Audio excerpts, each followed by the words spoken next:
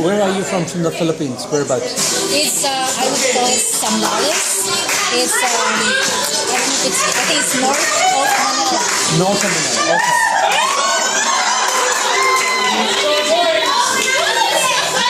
I have a friend that just their son is same age as Manny, my son.